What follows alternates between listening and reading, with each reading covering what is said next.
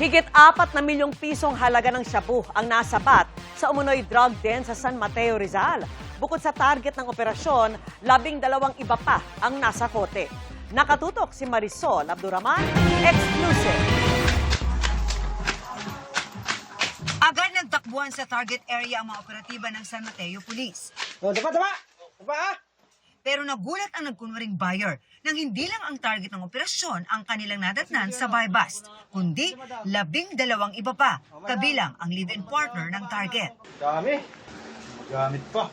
Doon naaktuhan na talagang nagbabatak o gumagamit itong mga nahuli natin. Yung mga nahuli natin, hindi taga dito.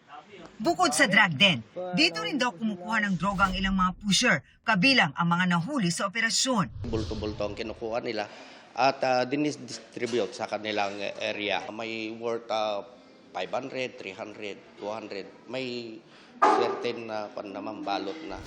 Nakuha mula sa subject ang halos 700 gramo ng shabu na aabot ang halaga sa mahigit 4.5 million pesos.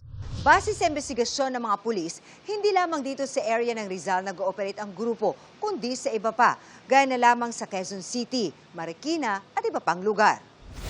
Galing daw Cavite ang droga na ino-operate ng mas malaking grupo. Bagamat aminadong dati nang nakulong dahil sa droga, itinanggi ng mga target na personalidad ang akusasyon. Wala naman po talagang nakuha sa amin. Ay, hindi po totoo yun, ma'am. Kasi sa kanila galing yung ebidensya na nila eh. Sasampan sila ng paglabag sa Comprehensive Dangerous Drugs Act of 2002. Marisol Abduraman, nakatuto, 24 oras.